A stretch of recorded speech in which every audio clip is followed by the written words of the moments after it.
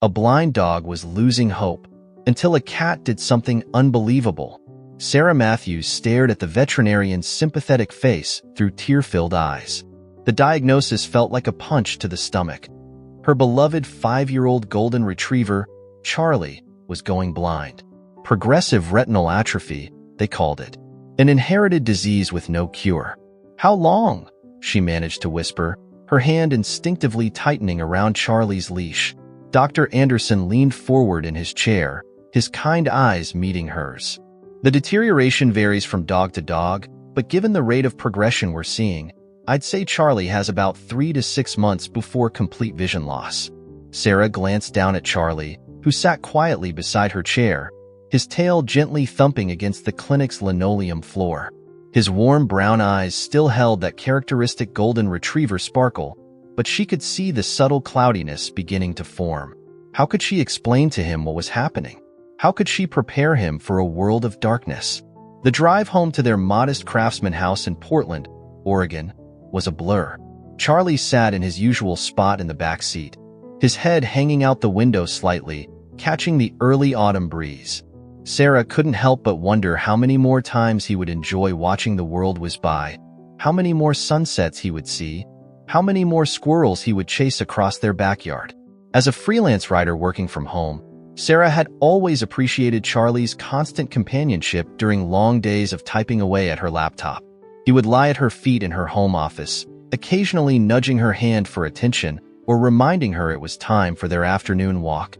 Now, those simple routines seemed precious, threatened by the looming shadow of his impending blindness. The changes began subtly at first. Charlie started bumping into furniture that had been moved, even slightly. He became hesitant on their evening walks, especially as dusk settled in. His once confident stride grew cautious, particularly in unfamiliar places. Sarah's heart broke a little more each time she watched him struggle with something that had once been effortless. She threw herself into research, joining online support groups for owners of blind dogs and implementing every suggestion she could find. She placed scented markers around the house to help Charlie navigate, added textured rugs to signal different rooms, and never moved furniture without ensuring he learned the new layout. But despite her best efforts, Charlie's spirit seemed to dim along with his vision. The golden retriever who had once bounded through life with endless enthusiasm now moved with hesitation. He spent more time lying in his bed, his tail barely wagging when Sarah came home from grocery runs. The worst part was watching him withdraw from the things he'd once loved. No more chasing tennis balls in the backyard. No more gleeful greetings when the mail carrier came. No more proud prancing with his favorite stuffed duck. It was during this difficult adjustment period that Luna entered their lives, though not in any way Sarah could have predicted. The October morning started like any other, with Sarah sipping her coffee on the back porch while Charlie dozed nearby. The air was crisp, carrying the scent of fallen leaves and wood smoke from neighboring chimneys. A sudden commotion from the maple tree at the far end of the yard caught her attention.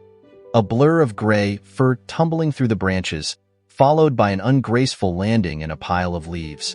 Sarah watched as a medium-sized gray cat emerged from the foliage, shaking off leaves with as much dignity as it could muster. The cat didn't seem hurt, but something about its movement seemed off. As it made its way across the yard, Sarah noticed it was favoring its right front paw. Charlie lifted his head at the sound of rustling leaves, his ears perking forward. The cat, noticing them for the first time, froze. Sarah expected it to bolt, but instead, it sat down and began methodically grooming its injured paw. "Hey there," Sarah called softly, not wanting to startle the feline visitor. The cat paused its grooming to regard her with intelligent green eyes. It was thin but not emaciated, with no collar but a sleek coat that suggested it wasn't completely feral. Charlie stood up, his tail wagging uncertainly. In the past, he would have bounded over to investigate, but now he waited, unsure of his footing and the distance to the newcomer. The cat watched him with what seemed like curiosity, head tilted slightly. To Sarah's amazement, the cat stood and limped deliberately toward Charlie, stopping about a foot away. Charlie's tail wagged faster, and he lowered his head to sniff.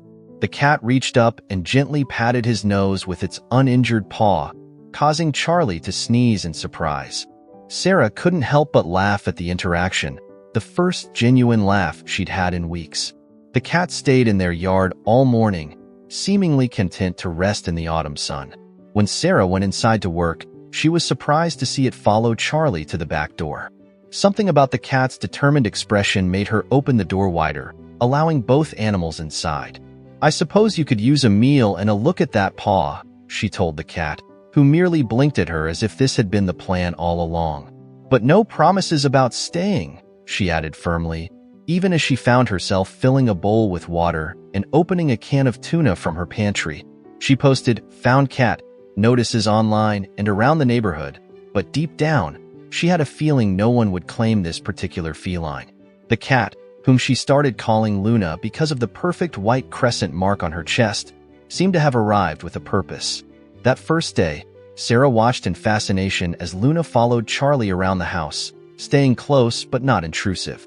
When Charlie hesitated at the step between the kitchen and living room, a transition that had become challenging as his vision deteriorated, Luna would pat the step with her paw, creating a small sound that helped him locate the change in elevation. By evening, Sarah had to admit that Charlie seemed more animated than he had been in weeks. Luna's presence appeared to give him confidence, her small sounds and movements providing cues that helped him navigate. When no one claimed Luna after 2 weeks, Sarah took her to the vet for a checkup and officially welcomed her to the family. What developed over the following months was nothing short of extraordinary. As Charlie's vision continued to fade, Luna seemed to intuitively understand what he needed. She developed a variety of signals. A gentle pat meant "step up" or "step down," a specific meow indicated "obstacle ahead," and a purring brush against his leg meant "all clear." Their morning routine became a carefully choreographed dance. Luna would lead Charlie through the house to his food bowl, waiting patiently while he ate. During their walks around the neighborhood, she walked beside him, occasionally touching his leg with her tail when they approached curbs or uneven pavement. Sarah began using a longer leash, trusting Luna's guidance while still maintaining control. The transformation in Charlie was remarkable. The dog who had been retreating from life began to rediscover his joy. With Luna's help, he regained his confidence in navigating the house and yard. He even started playing again, though differently than before. Luna would bat his tennis ball, creating sound cues that allowed him to track and retrieve it. She seemed to understand exactly how to help without making him dependent. Their partnership attracted attention in the neighborhood.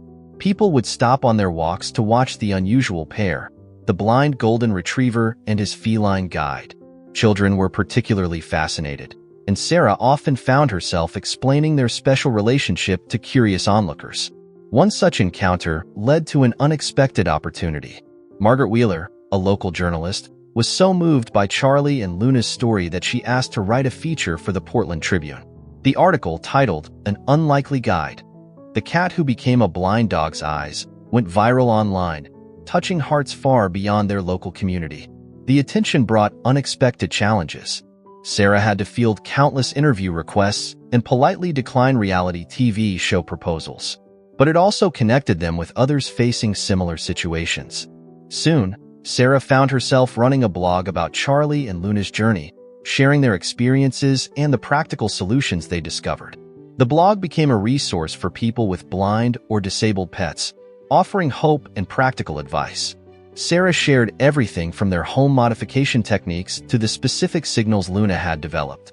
She wrote about the importance of patience, routine, and being open to unconventional solutions. Their story caught the attention of Dr. Rebecca Marshall, a veterinary behaviorist at Oregon State University. She was fascinated by Luna's natural ability to assist Charlie and proposed studying their relationship as part of a broader research project on animal-to-animal caregiving behaviors. Through Dr. Marshall's observation and documentation, they learned that Luna had developed over 30 distinct signals to communicate with Charlie. She would create different sounds depending on whether an obstacle was high or low, permanent or temporary. She had even learned to fetch Charlie's anti-anxiety medication when he showed signs of stress, leading Sarah to the drawer where she kept it and pawing at it until Sarah got the message. The research led to the development of a program at the university's veterinary school, studying the potential for companion animals to assist disabled pets. They called it the Charlie Luna Initiative, focusing on identifying and training animals with natural caregiving instincts to help other animals with disabilities. As Charlie's story spread, Sarah began receiving letters and emails from around the world. People shared their own stories of animal friendship and adaptation, of hopes and challenges, of lives changed by the example of a dog and cat who refused to be limited by circumstances. One letter particularly touched Sarah's heart.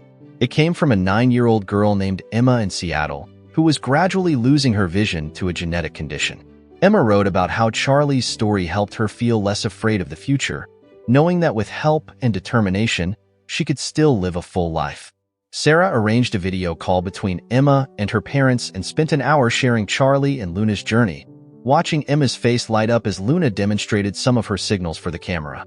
The years passed, and while Charlie's world remained dark, it was far from empty. Luna never wavered in her dedication, adapting her assistance as Charlie aged and his needs changed. When arthritis began to stiffen his joints, she adjusted her signals to account for his slower pace. When his hearing started to fade, she developed new ways to communicate through touch and vibration. Their story became part of the local culture. The children's section of the Portland Public Library added a reading nook called Charlie's Corner, complete with a mural of a golden retriever and his gray cat friend. Local schools invited Sarah to bring Charlie and Luna for visits, teaching children about empathy, disability awareness, and the power of friendship. The Charlie Luna initiative expanded beyond Oregon State University, with similar programs starting at veterinary schools across the country. Their story was included in veterinary textbooks as a case study in animal behavior and adaptation. Sarah couldn't help but marvel at how her pet's simple bond had sparked such far-reaching changes. As Charlie entered his senior years, his pace slowed considerably, but his spirit remained bright. Luna, ever attentive, spent more time curled up next to him, her purrs providing comfort during his afternoon naps. Their walks became shorter, but their bond grew stronger with each passing season. When Charlie crossed the Rainbow Bridge at the age of 14, Luna seemed to understand. She spent several days lying in his favorite spots around the house, as if keeping watch over his memory. The local community mourned with them, flowers and cards appeared on Sarah's porch, and the veterinary clinic created a memorial wall featuring photos of Charlie and Luna through the years. Luna lived another 3 years, continuing to touch lives in her own way. She became a regular visitor at a local rehabilitation center, where her gentle presence brought comfort to patients working to overcome their own challenges. When she finally joined Charlie, Sarah knew their legacy would live on. Today, a small bronze statue stands in Portland's Forest Park, depicting a golden retriever and a cat walking side by side. The plaque reads, "Charlie and Luna," teaching us that love knows no boundaries, that help can come from unexpected places, and that every obstacle can be overcome with friendship and determination. The Charlie Luna initiative continues to grow, having helped pair hundreds of disabled animals with companion helpers. Sarah still maintains the blog, now as a resource and memorial, sharing new stories of animal partnerships inspired by Charlie and Luna's example. Emma, the young girl from Seattle who had written to them years ago, grew up to become a veterinarian, specializing in working with disabled animals. She credits Charlie and Luna's story with showing her that limitations don't define possibilities. In Sarah's home office, a photograph takes pride of place on her desk. It shows Charlie and Luna in their backyard on a sunny autumn day. Charlie's golden fur glowing in the sunlight, Luna sitting close beside him, her green eyes bright with intelligence and affection. Below the photo is a quote Sarah chose to honor their extraordinary partnership. "Sometimes the best guide through darkness is not one who can see the path, but one who knows how to walk beside you with unwavering love." Their story continues to inspire, reminding us that the purest forms of assistance often come without judgment or hesitation, and that the bonds between animals, like the bonds between all living beings, have the power to transform limitations into possibilities and challenges into opportunities for connection and growth. In Portland's animal shelters, potential adopters often ask to hear Charlie and Luna's story, and many specifically look to adopt animals with special needs, knowing that differences don't diminish the capacity for love and companionship.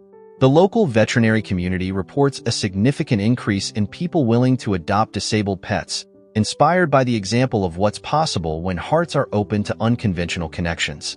Sarah eventually wrote a children's book about Charlie and Luna, illustrated with warm watercolors that captured their special bond. The book became a favorite in schools and libraries, teaching young readers about empathy, adaptation, and the unexpected ways love can manifest. The lesson of Charlie and Luna's story continues to resonate, that sometimes our greatest challenges can lead us to our most meaningful connections, and that the purest form of assistance comes not from obligation, but from love. Their legacy lives on in every unlikely friendship, in every obstacle overcome, and in every heart open to the possibility that help and hope can come in unexpected forms. For those who knew them, Charlie and Luna were more than just a blind dog and his feline guide. They were a living reminder that the boundaries between helper and helped, between different species, and between ability and disability are far more fluid than we often imagine. Their story continues to teach us that the most powerful acts of service come not from duty but from connection, and that love, in its purest form, naturally flows into whatever shape is needed. In the end, Charlie and Luna's story is not just about a cat helping a blind dog. It's about the transformative power of unconditional love, the unexpected ways we can help each other navigate life's challenges, and the profound impact that simple acts of kindness can have on the world around us. Their legacy reminds us that sometimes the most beautiful relationships are the ones we never saw coming, and that true friendship knows no bounds.